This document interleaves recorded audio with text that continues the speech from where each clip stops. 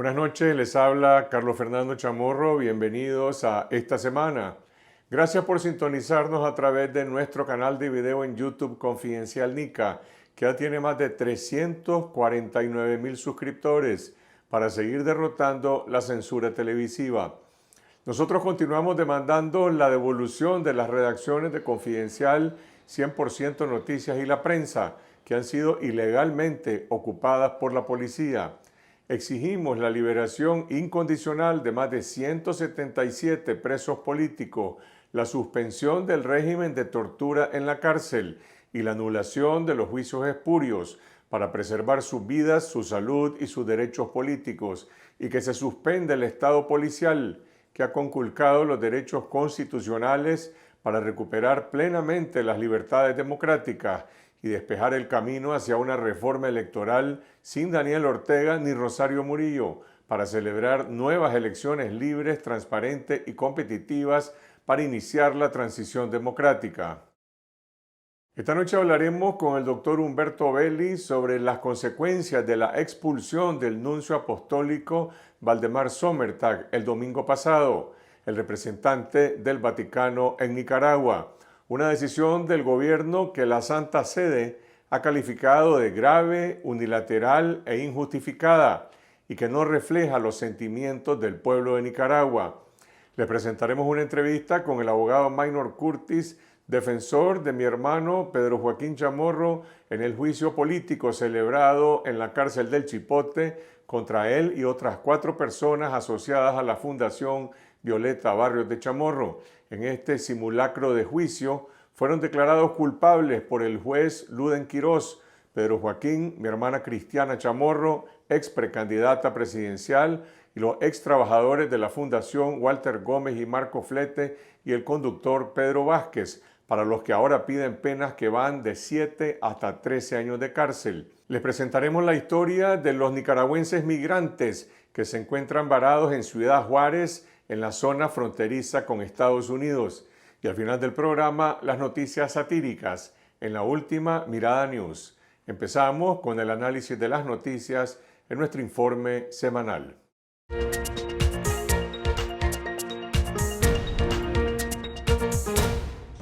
La aspirante presidencial Cristiana Chamorro, su hermano Pedro Joaquín Chamorro, ex vicepresidente de la Fundación Violeta Barrios de Chamorro, los extrabajadores Marcos Fletes y Walter Gómez y el conductor Pedro Vázquez fueron declarados culpables por el juez Luden Quirós en un juicio que se llevó a cabo en la cárcel del Chipote. El Ministerio Público del régimen pidió 13 años de cárcel para Marcos Fletes y Walter Gómez, 7 años para Pedro Vázquez, 9 para Pedro Joaquín Chamorro y 8 años de prisión para Cristiana Chamorro. Los reos de conciencia fueron condenados por los supuestos delitos de gestión abusiva, falsedad ideológica, apropiación y retención indebida y lavado de dinero, bienes y activos. Los abogados defensores alegaron que durante el juicio político, el Ministerio Público no logró probar la comisión de los delitos por parte de los imputados. El Vaticano confirmó la expulsión del nuncio apostólico por medio de un comunicado, en el cual señaló sorpresa y dolor por la decisión del gobierno de Nicaragua de retirar el beneplácito a su eminencia Monseñor Valdemar Sommertag. La Santa Sede también dice estar convencida de que esta grave e injustificada decisión unilateral no refleja los sentimientos del pueblo de Nicaragua, además de destacar la gestión de Monseñor Sommertag por la liberación de los presos políticos. La expulsión del nuncio apostólico fue ejecutada por el régimen de Ortega y Murillo como consecuencia de 4 incidentes provocados por el gobierno entre el 10 de enero y el 5 de marzo de 2022, revelaron a Confidencial fuentes vinculadas al exrepresentante de la Santa Sede en Nicaragua. El gobierno de Estados Unidos incluyó en su lista de actores corruptos y antidemocráticos, conocida como lista Engel, a 9 funcionarios y aliados al régimen orteguista. La lista incluye a los diputados sandinistas Gustavo Porras, presidente de la Asamblea Nacional, Edwin Castro y Wálmaro Gutiérrez, quienes ya están sancionados por el Departamento del Tesoro de Estados Unidos. También fueron designados los magistrados electorales Lumberto Campbell, Brenda Rocha y Cairo Amador, estos últimos presidenta y vicepresidente del Consejo Supremo Electoral respectivamente. La lista la completan los diputados Wilfredo Navarro y María Aide Osuna, presidenta del Partido Liberal Constitucionalista, y la juez orteguista Karen Chavarría, titular del 9º Distrito Penal de Audiencias de Managua. El Departamento de Estado informó que incluyó a los funcionarios por socavar los procesos democráticos o las instituciones de Nicaragua. El régimen Ortega Murillo elevó la tensión diplomática con España al retirar al embajador de Nicaragua en ese país, Carlos Midens, bajo el argumento de supuestas presiones y amenazas injerencistas sobre el diplomático nicaragüense. El ministro español de Asuntos Exteriores, José Manuel Álvarez, consideró que la decisión de Nicaragua de retirar a su embajador en Madrid no es más que un capítulo más de la huida hacia adelante de Daniel Ortega, y advirtió que la medida no impedirá que su país continúe reclamando la liberación de los presos políticos. Álvarez recordó que el gobernante nicaragüense tiene una sanción moral y política de la comunidad internacional, que considera que las elecciones por las que renovó su mandato en noviembre fueron una burla y le reportaron sanciones reales. El nuevo presidente de Chile, Gabriel Boric, dijo durante su discurso de toma de posesión que su gobierno promoverá siempre y en todo lugar el respeto a los derechos humanos sin importar el color del gobierno que lo vulneren. Boric, que con 36 años es el gobernante más joven de la historia chilena, pidió también a sus pares latinoamericanos promover la integración regional y prometió que se harán esfuerzos para que la voz del sur se vuelva a escuchar firme en un mundo cambiante. La entrada en operaciones de la planta de gas natural New Fortress Energy sigue en el limbo 2 años después de firmarse un acuerdo con el régimen orteguista para construir y operar en Puerto Sandino una planta eléctrica con capacidad para generar más de 300 megavatios de energía.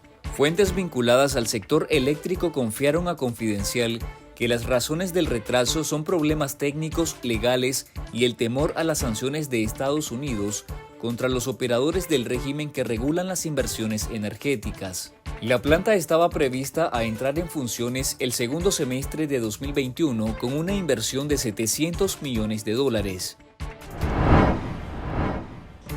El cuerpo de una niña nicaragüense de 4 años fue recuperado en las aguas del río Bravo que divide México y Estados Unidos, informó el mexicano Instituto Nacional de Migración. Reportes de medios locales indican que la menor fue arrastrada por el río Bravo la noche del pasado 4 de marzo, cuando junto a su madre y otros 2 hombres intentaban cruzar hacia Estados Unidos. La mamá de la niña, Angélica Silva Mendoza, relató a las autoridades que casi llegando al lado estadounidense, resbaló y fue arrastrada por la corriente. Estelí fue uno de los 3 departamentos nicaragüenses que registró un mayor incremento de mortalidad en 2021, cuando Nicaragua sufrió un fuerte rebrote de COVID-19, revelan datos del mapa de salud del MINSA. El MINSA reportó que en Estelí, por cada 10.000 habitantes, fallecieron 61 personas, 10 más que las reportadas en 2020. Este incremento de mortalidad solo es superado por Managua, el departamento con más población del país. El aumento reportado en 2021 estaría relacionado al impacto que tuvo la segunda ola de la COVID-19 en el norte del país, ocurrida entre agosto y octubre del año pasado. La defensora de derechos humanos y presa política Evelyn Pinto fue encontrada culpable por un juez orteguista por los supuestos delitos de conspiración y ciberdelitos en una audiencia que se llevó a cabo a puertas cerradas en una sala del Complejo Judicial de Managua. El Ministerio Público del régimen solicitó 8 años de cárcel, 5 por conspiración y 3 por ciberdelitos, más 500 días multas. La lectura de la sentencia fue programada para el próximo 14 de marzo. Parientes de la presa política denunciaron que el proceso judicial fue arbitrario, porque durante los 4 meses que lleva encerrada, no obtuvieron respuesta a ninguno de los recursos legales introducidos, incluso aquellos referidos a la delicada situación médica de la activista. El Ministerio de Gobernación ordenó la suspensión temporal de la Asociación Española Nicaragüense conocida como Casa España Club Campestre, bajo el argumento de supuestas contradicciones y falta de entendimiento entre los socios registrados hasta antes de enero de 2017. Félix Jiménez, ex representante legal de Casa España, informó a los socios de la organización que el 8 de marzo fue llamado de manera irregular a una reunión con el responsable del Departamento de Registro y Control de Asociaciones de Gobernación, Frania Urey Blandón, quien le notificó que la asociación estaba suspendida temporalmente y no precisó el tiempo de vigencia de esta medida. Casa España es un club social privado constituido en 1964, con el propósito de fortalecer los lazos de amistad entre los españoles residentes en Nicaragua y fomentar la relación con la comunidad nicaragüense.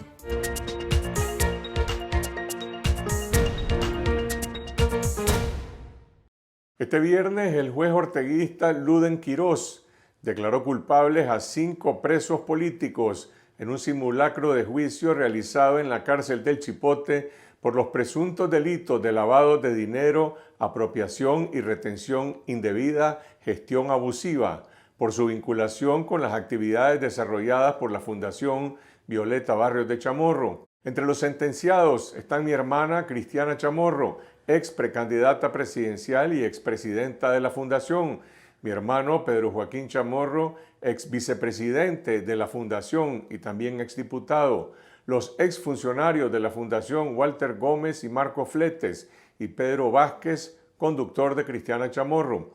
La Fiscalía que ejecuta las órdenes emanadas del Carmen pide contra ellos penas que van desde los 7 a 13 años de cárcel, además de multas económicas por presuntos delitos que no cometieron y que no pudieron demostrar en 7 días de audiencias judiciales.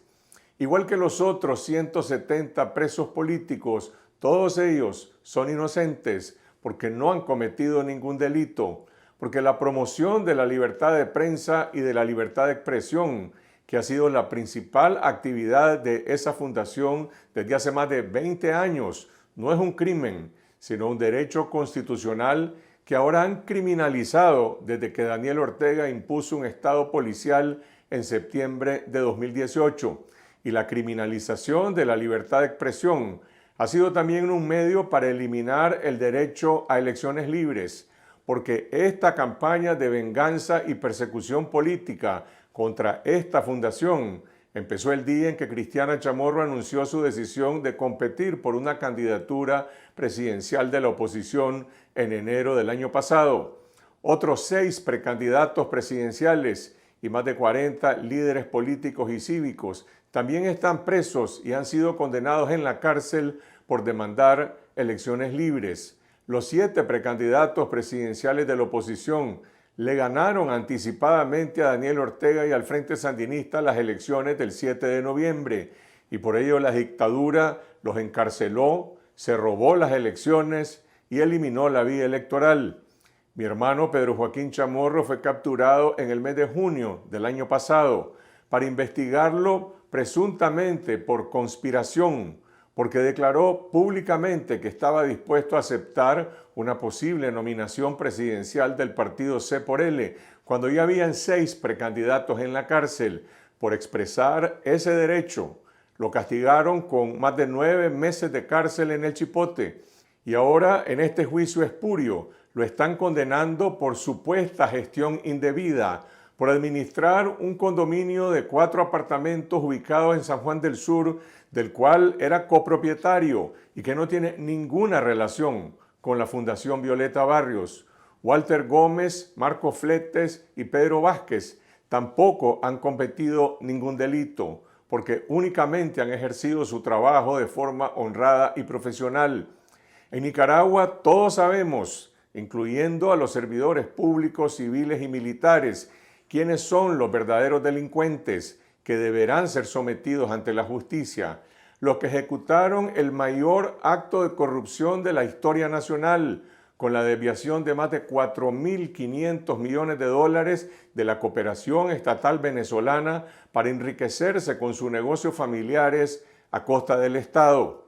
Los traidores a la patria son los que violaron la Constitución de la República y masacraron al pueblo que salió a las calles a demandar libertad democracia y justicia. Los únicos golpistas son los que ejecutaron un golpe de Estado desde arriba, los que demolieron todas las instituciones democráticas e impusieron una dictadura totalitaria que ha llegado al extremo de perseguir y expulsar del país al nuncio apostólico y representante del Papa Francisco en Nicaragua. Como todos los presos políticos, mis hermanos han defendido su inocencia en la cárcel y han invocado el legado de integridad de nuestros padres, que forman parte de la reserva democrática para que Nicaragua vuelva a ser república.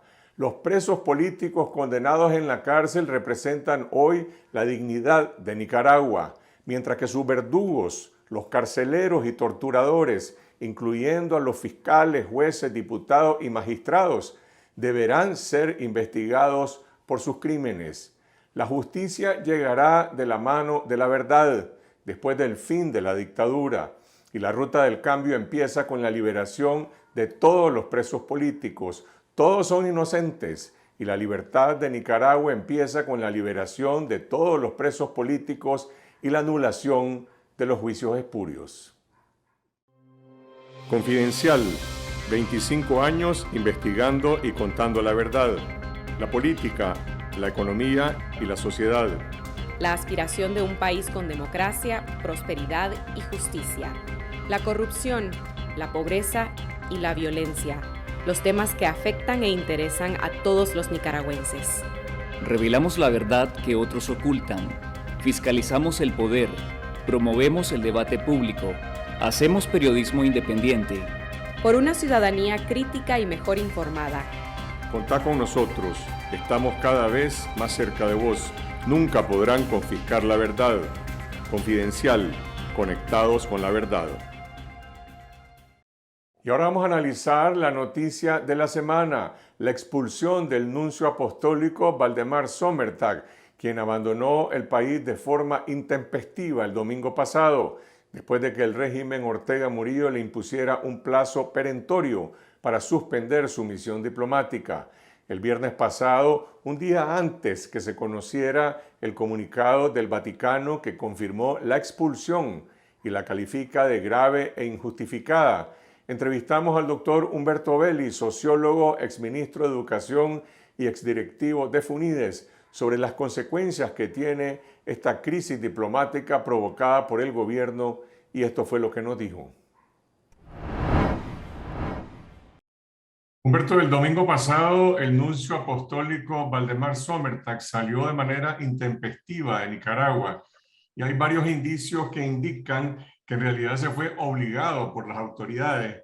¿Qué consecuencia podría tener una expulsión de facto del representante de la Santa Sede en Nicaragua?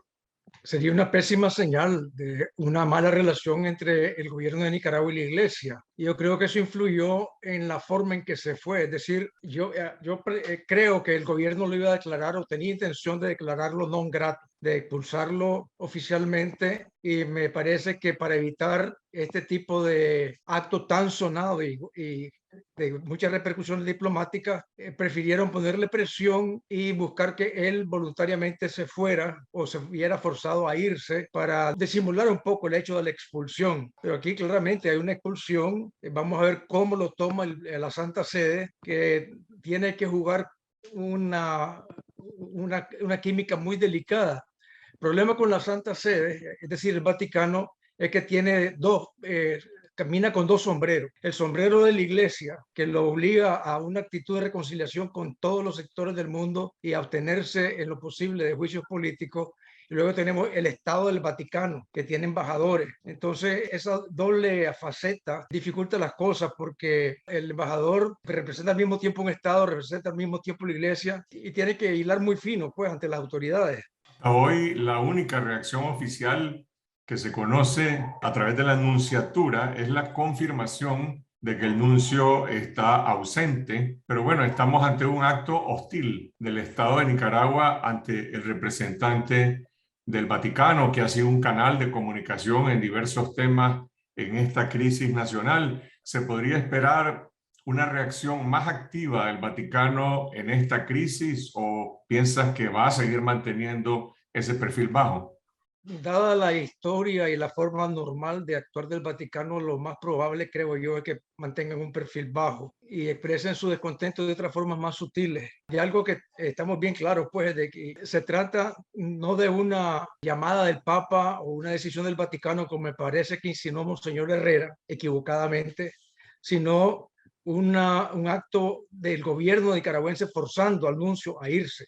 Porque cuando el Vaticano decide o el Santo Padre decide retirar a alguien, no lo hacen jamás en forma abrupta. Recordamos, por ejemplo, el caso de Monseñor Báez. El Papa decidió que se fuera de Nicaragua, pero él dio conferencia de prensa, se despidió de sus amistades, se supo públicamente. Este tipo de salida abrupta es una señal clarísima de que el Vaticano no lo ordenó, que más bien fue producto de presiones y de hostigamiento. El nuncio era un canal de comunicación con el gobierno para distintos sectores en temas humanitarios y en 2019 incluso fue un testigo, quizás hasta mediador, en las negociaciones políticas. Algunos sectores en el país lo criticaban por lo que consideraban una actitud muy complaciente ante el régimen de Nicaragua, dadas todas las violaciones a los derechos humanos en las que este gobierno se ha involucrado. ¿Cómo evalúas esa gestión diplomática del nuncio? Sí, yo recuerdo perfectamente cuando se le criticaba al nuncio de ser muy complaciente, obsequioso con el gobierno.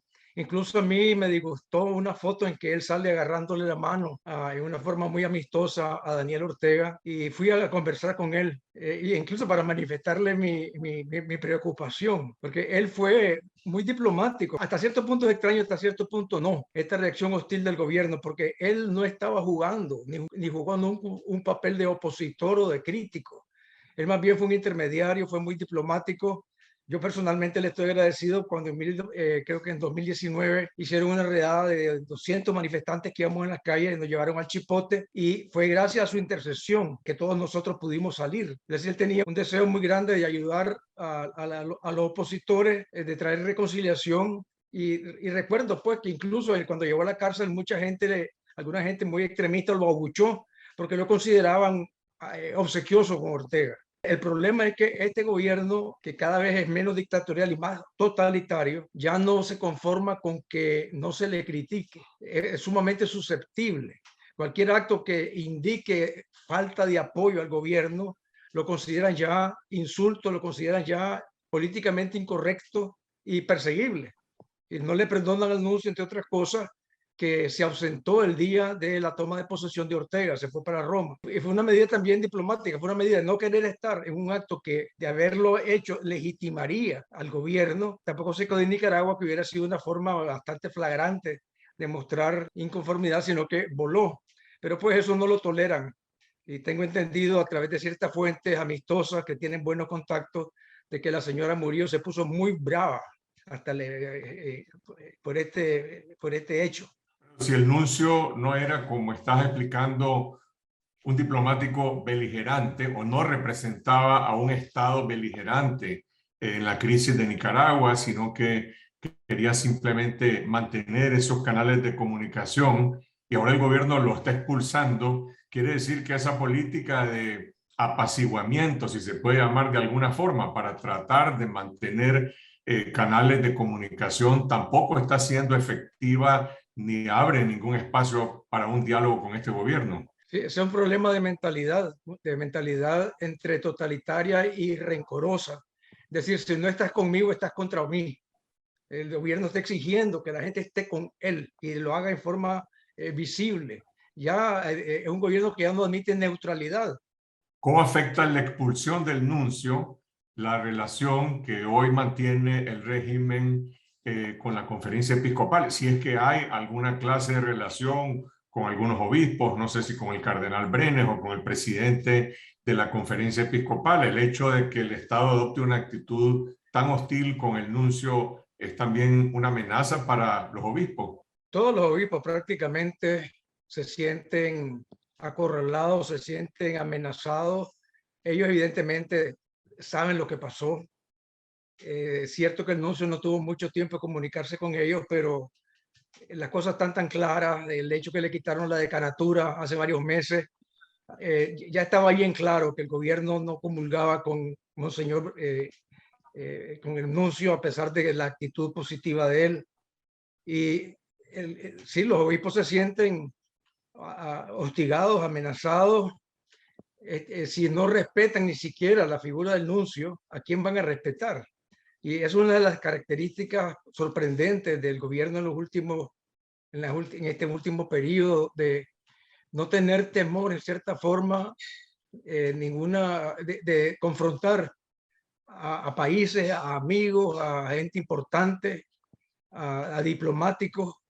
Sé también por otras fuentes de que hay muchos en el cuerpo diplomático que se sienten, como diríamos en nicaragüense, en alas de cucaracha, en el sentido que saben que cualquier manifestación o expresión que pueda disgustar a la pareja gobernante puede resultar en una declaración de non grato o en una expulsión. El gobierno está teniendo problemas con Colombia, ha tenido problemas con Argentina, ha tenido problemas con España, además de los muchos otros problemas con otros países. Y cada vez se aísla más. Y yo creo que este tipo de acciones me cuesta creer que obedezcan a una decisión estratégica o un pensamiento racional de lo que más les conviene. Yo creo que detrás de todo hay un factor de odio, de resentimiento, de amargura, que promueve las actitudes irracionales, aún aquellas dañinas para nosotros mismos. Porque este tipo de cosas en ninguna forma benefician al gobierno, más bien lo aíslan más y más y más. Y peor ahora, que pues, se ha vuelto un aliado de Putin, y que esto le va a salpicar también, porque Putin se va a convertir en el carnicero de Ucrania, está siendo detestado por el mundo entero, y la gente ve, pues, el mundo, pues, cuáles son sus aliados.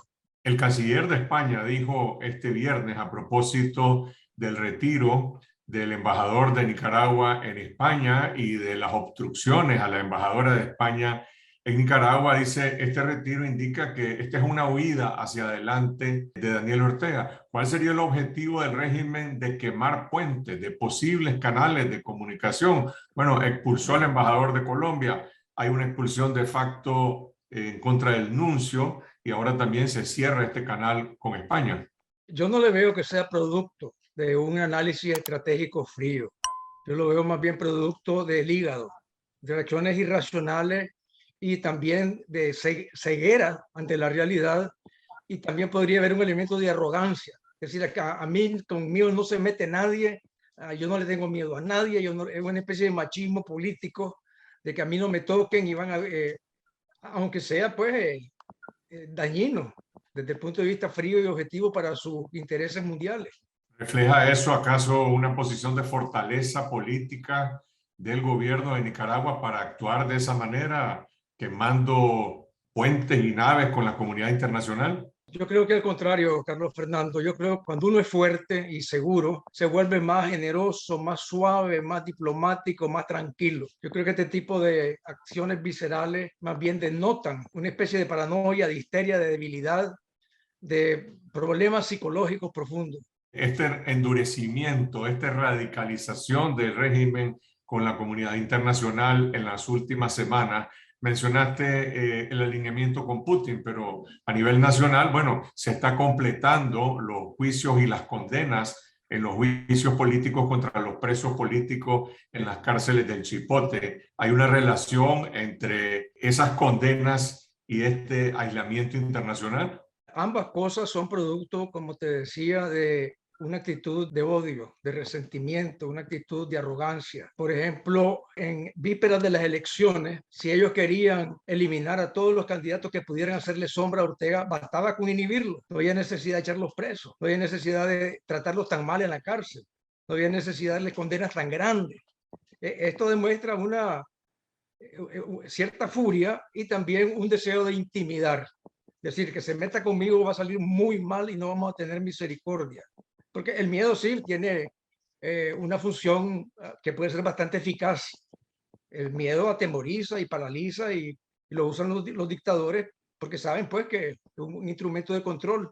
Y creo que en parte, ya que no hay capacidad de disuasión, de atraer, entonces la forma de gobernar es atemorizar. ¿Hacia dónde apunta el futuro de la relación del gobierno con la sociedad nicaragüense? No hay canales de comunicación, no hay canales de comunicación con la comunidad internacional. Un aislamiento total y se va a volver aún más peligroso para el gobierno con esa cercanía tan íntima con una persona que está masacrando Ucrania. Es decir, esto le va a traer consecuencias cada vez más fuertes al gobierno de Nicaragua. Y vamos a ver qué pasa, pues todo está en las manos de Dios, pero ellos están jugando una política peligrosa. Nada ganan con enemistarse con un país, nada ganan. Más bien la inteligencia es tratar de suavizar los roces y cultivar, hacerse tal vez el disimulado, pero el que está dispuesto a golpear no es porque se siente fuerte, más bien porque se siente asediado, está muy irritado. Y la irritación suele venir de la debilidad, de la frustración. Eso es lo que dice el doctor Humberto Belli, y ahora que se conoce el pronunciamiento de la Santa Sede, que confirma la expulsión del nuncio Valdemar Sommertag y la califica como una decisión grave y unilateral del gobierno, que no refleja el sentimiento del pueblo nicaragüense, la pelota está en la cancha del régimen. ¿Seguirán Daniel Ortega y Rosario Murillo guardando silencio o van a decirle al país, a la Iglesia Católica y a la comunidad internacional por qué expulsaron al nuncio apostólico? ¿Cuáles son las razones que llevaron a su régimen cristiano y solidario a expulsar al representante del Papa Francisco? Hola, soy Tiffany Roberts, periodista nicaragüense de la cadena Univisión. Quiero invitarlos a suscribirse al canal de YouTube de Confidencial y así estar conectados con la verdad. El viernes pasado, en la audiencia judicial contra la Fundación Violeta Barrios de Chamorro, celebrada en la cárcel del Chipote, el juez Luden Quirós declaró culpables a los presos políticos Cristiana Chamorro, Pedro Joaquín Chamorro, Walter Gómez, Marco Fletes y Pedro Vázquez por los presuntos delitos de lavado de dinero y gestión abusiva. Y la Fiscalía está pidiendo contra ellos penas que van desde 7 hasta 13 años de cárcel. Entrevistamos al abogado Maynor Curtis, defensor de mi hermano Pedro Joaquín Chamorro, uno de los 3 abogados defensores que comparecieron en este juicio político en la cárcel, y esto fue lo que nos dijo.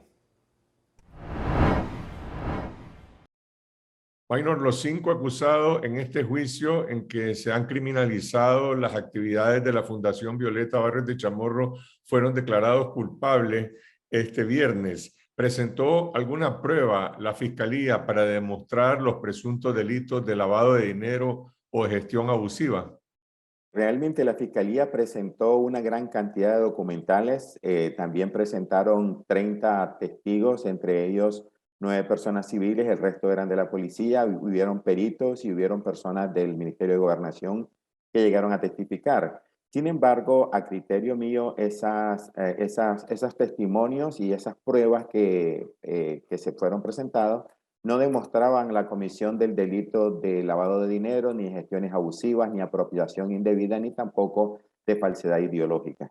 Entonces, ¿sobre qué se basa el juez para declarar la sentencia de culpabilidad? ¿Qué fue lo que alegó la Fiscalía? Bueno, la Fiscalía hizo alegatos de que se había demostrado la comisión de los delitos.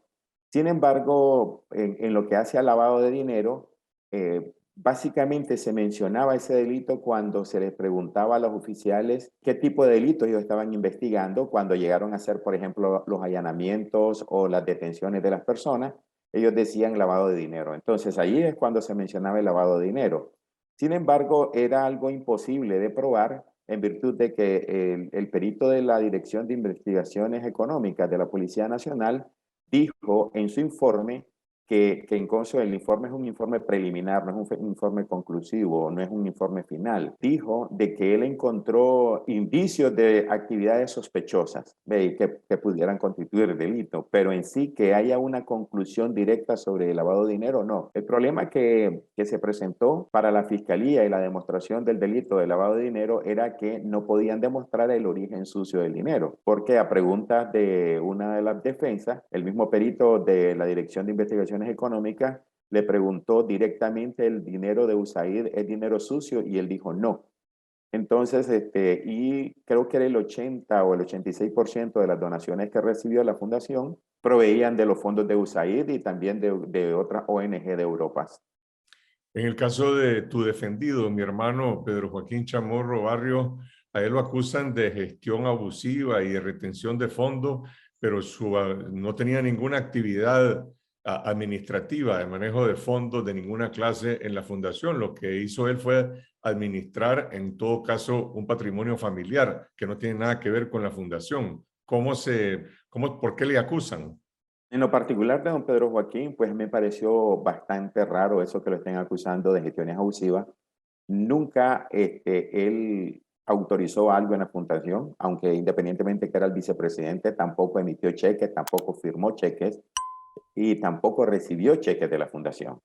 Efectivamente, lo que la Fiscalía trató de demostrar, la apropiación indebida, es de que, por ejemplo, según lo que nosotros probamos, porque llevamos documentación para probar esto, don Pedro tenía una cuenta y en esa cuenta, inclusive usted, sus 3 hermanos depositaban cada mes una cantidad determinada para el mantenimiento. Nosotros pudimos probar que en esa propiedad se gastaban alrededor de $2,000, quizás un poco más mensuales para mantenerlo. Y eso estamos hablando de los impuestos sobre el bien inmueble, los impuestos de la alcaldía, pagos de guardias de seguridad que se mantienen 24 horas al día, que solo eso costaba alrededor de $600 o $700.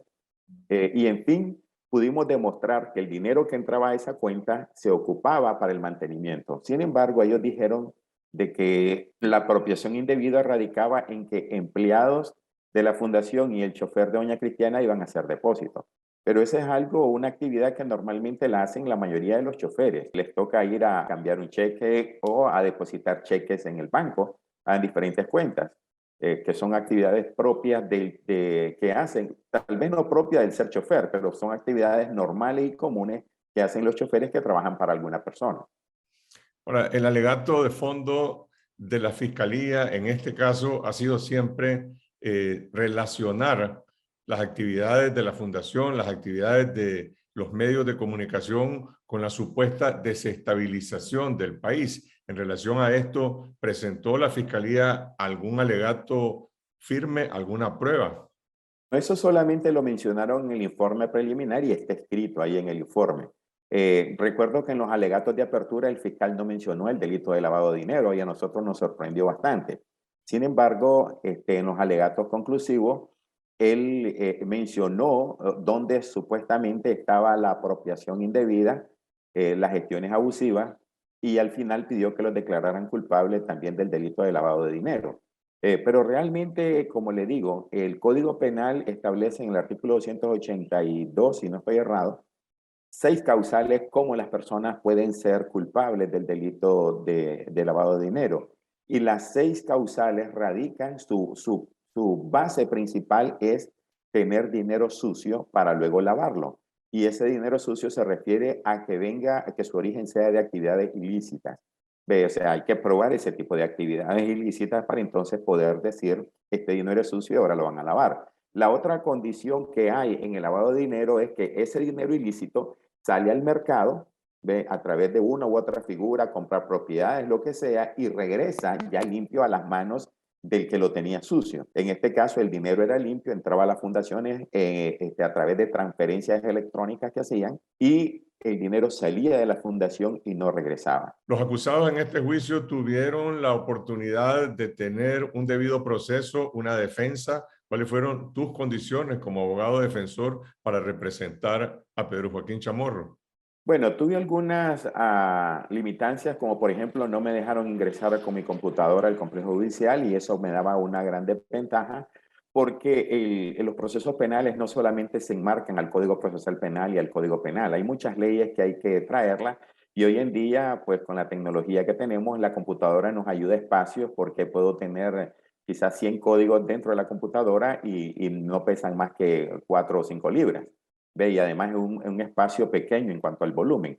Pero en sí, en cuanto a la defensa, sí la pude ejercer con esas limitancias que tenía, la pude ejercer de forma plena, pude hacer los alegatos de apertura como se deben de hacer ofrecí la prueba, ataqué la prueba, ataqué que hubo una ruptura de la cadena de custodia en cuanto a las pruebas, también ataqué de que habían documentos que habían sido introducidos al proceso de forma anómala, porque aunque eran órdenes judiciales de convalidación de allanamiento, esos se hicieron contrario a lo que establece la Constitución en el artículo 26, numeral 4. Entonces, todas esas cosas las alegué, el tiempo que me dieron para los alegatos conclusivos lo usé, incluso creo que usé 10 minutos menos de lo que yo realmente tenía. Pues en ese sentido le puedo decir que sí ejercí la defensa. Cuando tenía que participar, participaba, siempre que pedía palabra me la dieron, pero tenía desventajas como por ejemplo que solamente 3 minutos podía hablar por cada día de audiencia con mi defendido. Entonces eso es bien problemático porque no puede él ejercer la defensa material, que es preguntarle, ve, eso es verdad, mira esto, qué es lo que está diciendo esta persona. Por ejemplo, cuando presentaron los informes financieros, que fueron 2 informes, habían 2 personas ahí que son expertas en finanzas, Walter y Marcos. Uno lo pudiera ocupar de asesor para que me explique algunas cosas y términos contables, pero no lo pudimos hacer porque nosotros no podíamos hablar con los muchachos. Entonces, eso fue una dificultad para ejercer la defensa. Ahora, este juicio que se ha celebrado en la cárcel de la Dirección de Auxilio Judicial, ¿tiene sustento legal? ¿Hay elementos de nulidad que se puedan invocar en relación a este juicio? En su momento nosotros lo invocamos, o sea, no hay ningún sustento legal, por el contrario, viola lo que establece el Código Procesal Penal. En el artículo 121 establece de que las audiencias se deben de celebrar en la sede del judicial, no en una sede policial. Eso lo alegamos, no dieron lugar y constituye una violación al derecho procesal penal y eso causa nulidad. Minor, ¿qué dijeron los acusados cuando tuvieron la oportunidad de expresarse en este juicio en la cárcel? Don Pedro Vázquez, el chofer, dijo que él lo único que había hecho era hacer lo que él siempre ha hecho. Él era un chofer y ese es su trabajo y fue lo único que hizo, igual como lo hacía cuando él era miembro de la Policía Nacional. Don Walter y Marco pues expresaron de que ellos no habían cometido ningún delito, que ellos eran unas personas honestas y que lo único que habían hecho era ejercer su profesión por la cual ella les había costado tanto. En cuanto a doña Cristiana, ella manifestó de que ella era una persona honesta, que jamás había obtenido dinero porque nunca había tenido necesidad de obtener dinero que no se lo ganara ella. También dijo de que ella, su misión era entrenar a los jóvenes periodistas a prepararlos para el mundo digital y que ellos fueran siendo capacitados. Y que si los organismos internacionales confiaban en ella era porque ella era una persona honesta y que ella nunca había hecho mal uso del dinero que se le había encomendado administrar para las capacitaciones. También ella dijo de que le estaban violando, y se lo dijo directamente al judicial, le dijo, usted me está violando mi derecho a la libertad de expresión, por el cual tanto defendió mi padre, y yo estoy en la obligación de seguir defendiendo ese legado que me dio mi padre y mi madre, y vamos a seguir preparando a la gente, aun cuando nos están criminalizando por hacer esto. Eso es lo que básicamente me acuerdo que dijo ella. Don Pedro empezó de una forma diferente, dijo de que iba a hacer un juramento solemne, aunque no era necesario para ese acto, pero él iba a jurar solemnemente, o lo que iba a decir lo iba a decir bajo juramento y juró por Dios, juró por la patria y le dijo al juez, usted representa a la patria, le dice, juró por su padre, el héroe nacional Pedro Joaquín Chamorro Cardenal, juró también por su madre, la presidenta de La Paz de Nicaragua, y por su esposa, que representaba a sus 4 hijos y los mencionó a cada uno de ellos. Y después dijo de que él nunca había obtenido dinero de la fundación, que él nunca se había apropiado indebidamente de nada que no le perteneciera, que lo único que hizo fue por 10 años estar administrando un patrimonio familiar en los cuales cada uno de sus hermanos aportaba una parte y también él. Y dijo de que si alguien lo pudiera culpar de administrar mal o de usar mal el dinero, serían sus hermanos que depositaron su dinero en sus cuentas, pues que realmente él no había hecho nada y básicamente eso fue lo que dijo él. ¿Cuál es tu valoración sobre las penas que al final la Fiscalía está solicitando en contra de los 5 acusados? Mira, hay una cosa bien importante. Me parece a mí que la pena específicamente de don Pedro Joaquín Chamorro es un poco excesiva. Y le voy a explicar por qué. En cuanto a la apropiación indebida, la pena es de 1 a 4 años.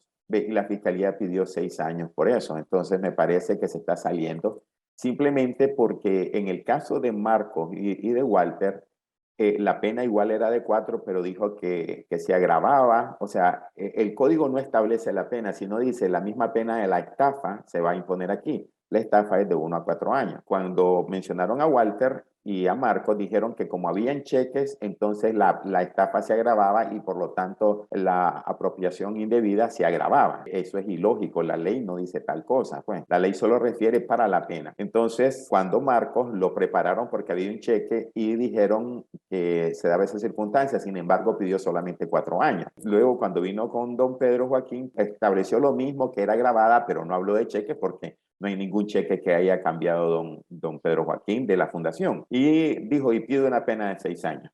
Entonces me pareció ilógico, me pareció una interpretación extensiva de la ley y por lo tanto me pareció un poquito excesiva.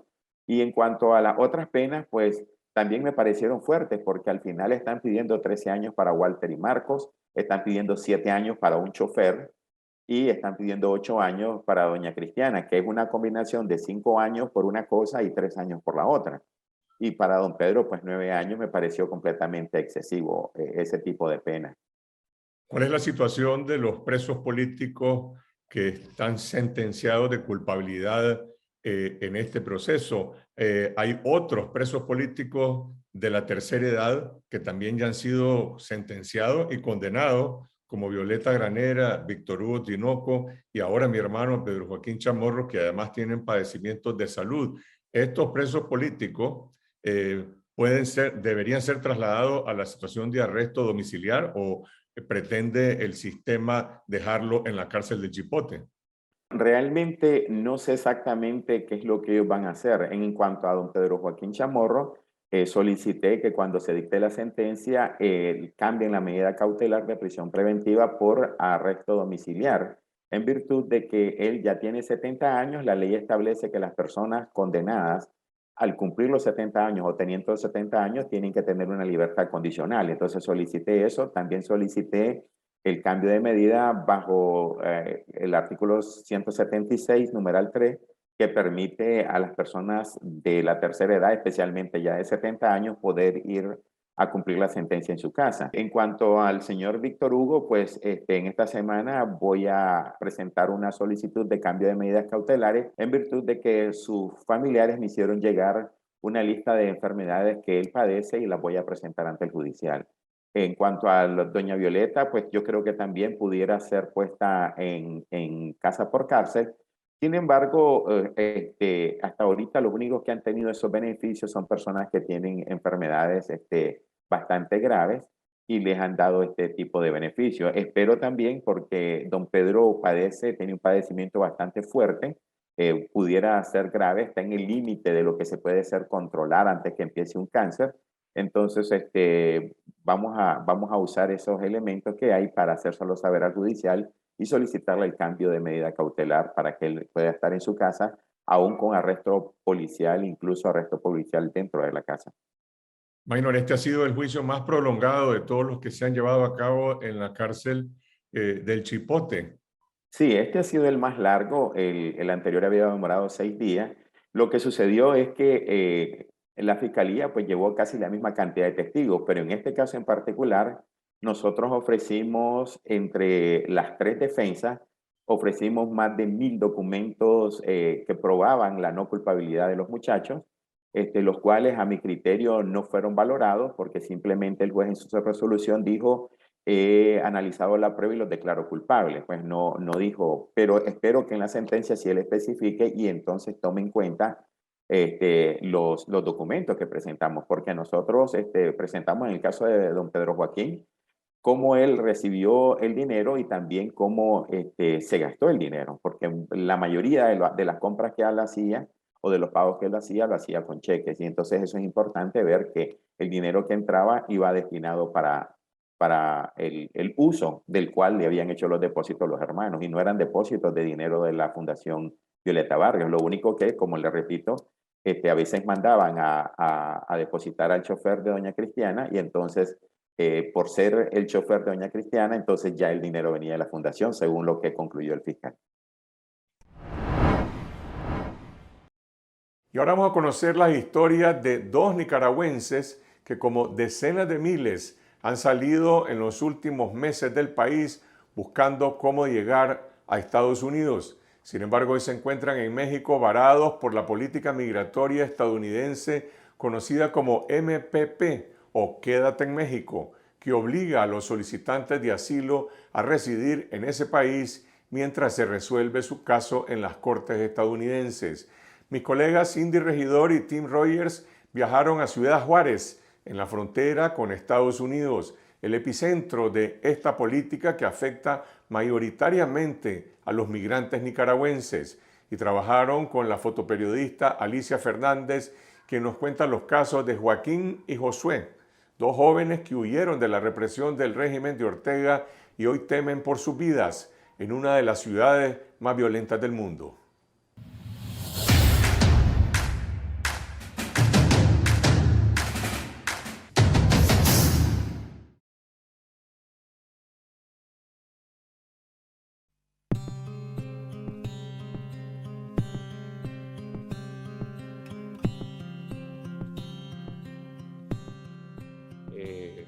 Decidí viajar a Estados Unidos, emigrar, no por un lujo, sino por una necesidad. Salí con un grupo de 6 personas, el costo anduvo en los $6,500. Entrando a México, vimos la situación desde la entrada a la frontera, la peligrosidad tremenda que había. Fui testigo de un secuestro, fui testigo de extorsión, fui extorsionado por las mismas autoridades de acá.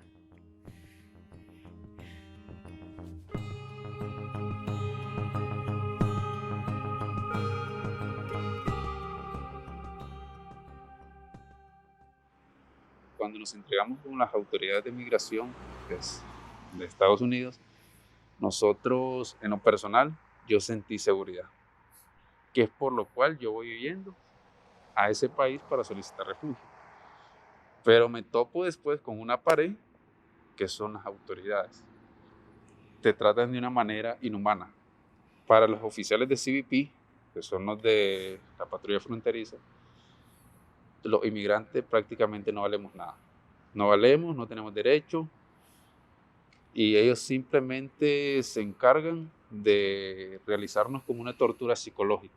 Para mí el sueño americano no existe.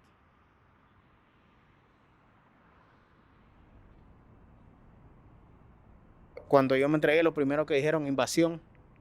Nos están invadiendo, dijeron. Son personas no invitadas. Recibimos ese trato, esas humillaciones en todo momento. Y luego fue que me mandaron de regreso para México. Las primeras palabras que yo escucho es, van a ser regresados para México. Han sido beneficiados con el programa MPP, que realmente yo no he encontrado el beneficio hasta el momento. No sabemos el por qué ni cómo hacen el tipo de selección de ese programa. En ese momento yo me sentí desmoralizado completamente, porque todo lo que atravesé por México, vengo huyendo de un país donde no puedo hablar y voy a ser regresado a un lugar donde no puedo ni salir.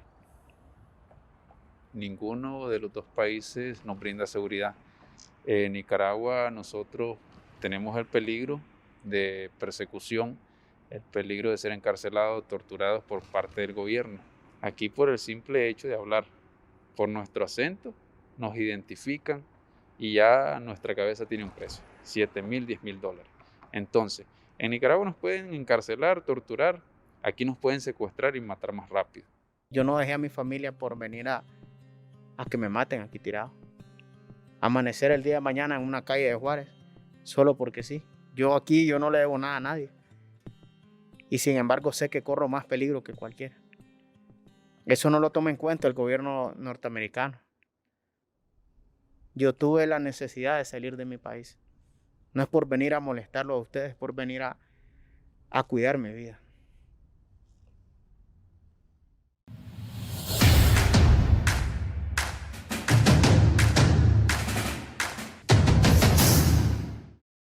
Y si usted quiere conocer más sobre la historia de los nicaragüenses migrantes varados en México, en Ciudad Juárez, los invitamos a leer el reportaje completo en nuestro sitio web confidencial.com.ni.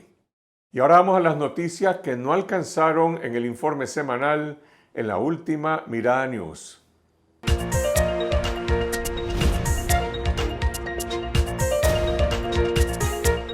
Hola, bienvenidos a la última Mirada News. Soy Juan Carlos Sampié. Celebramos la valentía, dignidad y orgullo de las mujeres protagonistas de nuestra Nicaragua bendita, soberana, siempre libre y llena de amor. Esta semana se celebró el Día de la Mujer y como ya es costumbre, Nicaragua le recordó al mundo que ellas pueden ser tan malas como ellos. Un abrazo a todas las hermanas y hermanos porque esta revolución y esta evolución y este reconocimiento de la dignidad de las mujeres nos cuesta a las mujeres y hemos contado con los varones revolucionarios, sobre todo hemos contado con nuestro comandante Daniel, que ha respaldado y respalda siempre estas luchas. ¿Segura que las respalda? Porque fue acusado de abuso sexual por su hijastra, Zoilamérica Narváez.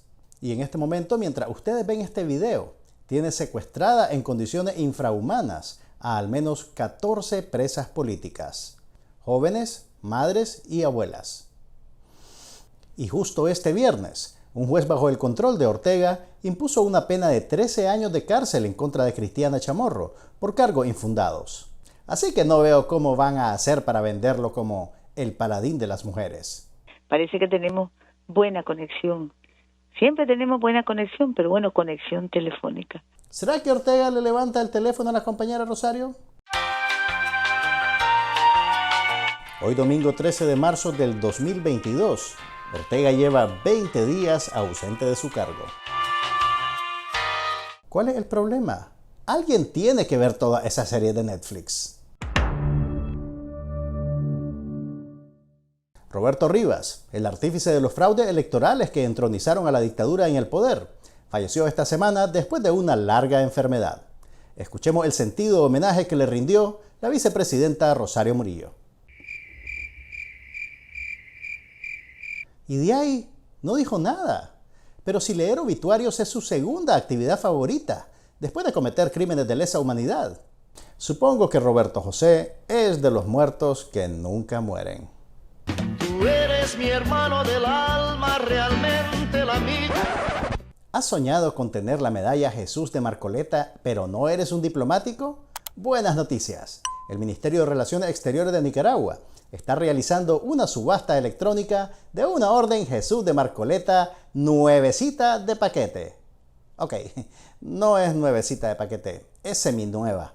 Está labrada con el nombre Nuncio Apostólico Valdemar Sommertag. Pero, pues, digamos que él ya no la va a necesitar. El domingo pasado, el máximo representante diplomático del Vaticano abandonó el país intempestivamente antes de terminar formalmente su gestión. El cardenal Leopoldo Brenes, el obispo auxiliar Silvio José Báez y el nuncio apostólico Valdemar Stanislav se movilizaron hacia Masaya para evitar una nueva matanza. No podemos responder a las violencias con otra violencia o con más violencia. El nuncio llegó a Nicaragua en junio del 2018, cuando la represión del régimen arreciaba contra la protesta popular, y lo fueron casi 4 años más tarde, cuando el país entero está convertido en una virtual cárcel. En ese lapso de tiempo trabajó detrás de las sombras y mantuvo un canal de comunicación abierto con la dictadura, abogando por los detenidos y los presos políticos. Al menos hasta que le aplicaron la ley del hielo. Se nos rompió el amor de tanto usarlo. En noviembre del 2021, la dictadura publicó un decreto mediante el cual lo despojaron del título de decano del cuerpo diplomático. El 10 de enero, el nuncio se fue a Roma y no estuvo presente en la tarima cuando Ortega se autoproclamó presidente después de la farsa electoral. Regresó semanas más tarde para recibir una versión personal de El Vamos con Todo. Durante 4 días seguidos, Confidencial relató cómo se ejecutó la expulsión del nuncio paso a paso. Finalmente, este sábado, el Vaticano habló alto y claro y confirmó la expulsión del nuncio.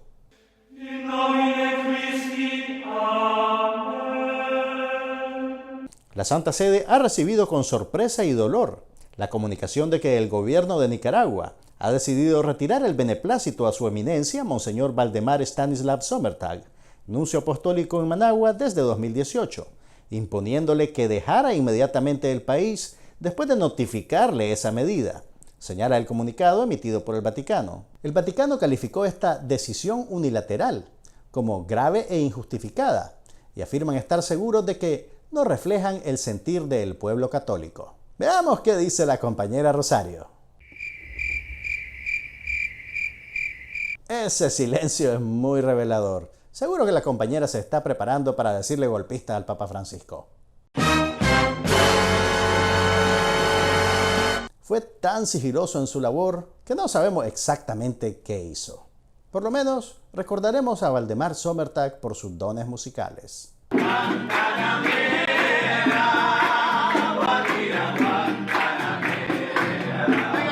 También por la manera en que guardaba sus sentimientos más cálidos para la prensa nacional. Una cosa, porque no tengo nada que comunicar. Punto. ¿Qué quieres? ¿Qué quieres que te diga? Invento las cosas. Me gustaría comunicarte las cosas mejores que deseas tú y yo. ¿Va a insistir en que se reanude en la iglesia el diálogo, monseñor? Mira, ¿escuchaste las declaraciones del nuncio del 31 de julio? Bueno, regresa a estas. ¿Será que le habló en ese tono a la compañera Rosario? Por lo menos, inspiró un invaluable momento de alivio cómico en medio de la tragedia nacional del año 2019. ¡Basta de memes! Adiós, Valdemar. Apenas te conocimos. ¡Ey! Quizá ahora que ese puente está quemado, el Papa Francisco finalmente se pronunciará sobre la crisis en Nicaragua, la persecución contra la Iglesia y las torturas en contra de los presos políticos. Adelante, Santo Padre.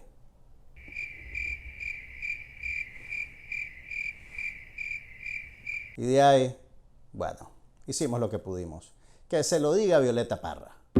Miren cómo nos habla de libertad, cuando de ella nos priva en realidad. Miren cómo pregonan tranquilidad, cuando nos atormenta la autoridad. ¿Qué dirá el Santo Padre que vive en Roma, que le están degollando y a sus palomas? Con o sin nuncio, nos quedamos en el silencio de los sepulcros. Me preocupa que siga sin garantizarse la rendición de cuentas por las violaciones de derechos humanos cometidas desde abril del 2018. Esta semana, Michelle Bachelet presentó una actualización de su informe sobre Nicaragua ante el Consejo de Derechos Humanos de las Naciones Unidas. La rendición de cuentas es el núcleo del Estado de Derecho. Mi oficina ha documentado que al menos 43 personas continúan detenidas en el contexto de las elecciones del 2021, que estuvieron caracterizadas por restricciones a los derechos civiles y políticos, incluidos los derechos a la libertad de expresión, asociación, reunión pacífica y participación política.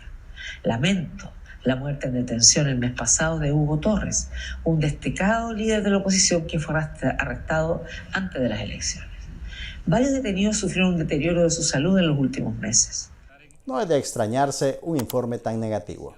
Pero claro, la procuradora Wendy Morales Urbina, delegada de Nicaragua, tiene sus prioridades bien claras. La delegación de Nicaragua tiene la palabra. De orden para que se ocupe el lenguaje adecuado para este consejo. Por favor, respeten a nuestro país. No somos ninguna dictadura. Ocupen el lenguaje adecuado de este consejo. Es como cuando Rusia dice que en Ucrania no hay una invasión, sino una operación militar especial. Sí es una invasión. Y el régimen de Daniel Ortega sí es una dictadura. Así que, Wendy, acostúmbrate. Estás trabajando para una dictadura. Para finalizar, buenas noticias para los amantes del arte corporal. La Juventud Sandinista 19 de julio y el Ministerio de la Juventud, acompañado de artistas tatuadores, invitaron este jueves a la tercera edición de la Expo Tatú a desarrollarse este próximo 19 de marzo. Podrían decir la Feria del Tatuaje, Pero ellos hablan en español y piensan en inglés. Oh, yes. ¿Cuál es el objetivo de nosotros? Es promover el talento de estos jóvenes artistas, estos jóvenes apasionados a la tinta. En el evento cumbre de la Expo del Tatú, Daniel Ortega se va a tatuar una lápida por cada persona asesinada en la jornada represiva del 2018. No sé si le va a dar la piel para tanta lápida. Habrá que seguir tatuando en la vicepresidenta.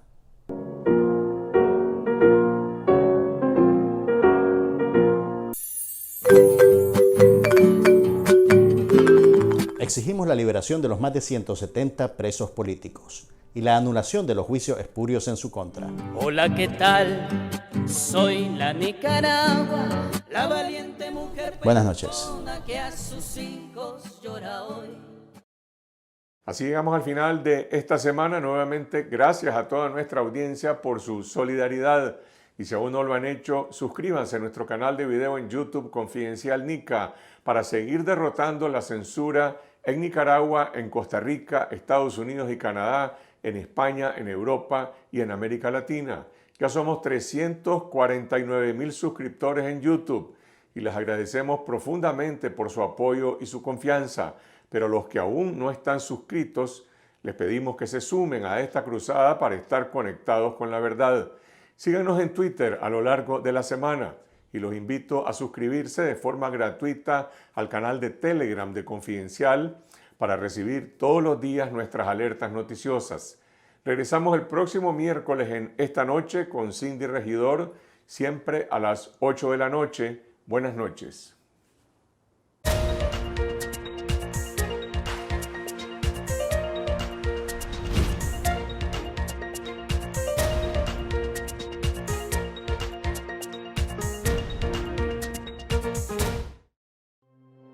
Confidencial, 25 años investigando y contando la verdad, la política, la economía y la sociedad. La aspiración de un país con democracia, prosperidad y justicia. La corrupción, la pobreza y la violencia. Los temas que afectan e interesan a todos los nicaragüenses. Revelamos la verdad que otros ocultan. Fiscalizamos el poder. Promovemos el debate público. Hacemos periodismo independiente. Por una ciudadanía crítica y mejor informada. Contá con nosotros. Estamos cada vez más cerca de vos. Nunca podrán confiscar la verdad. Confidencial. Conectados con la verdad.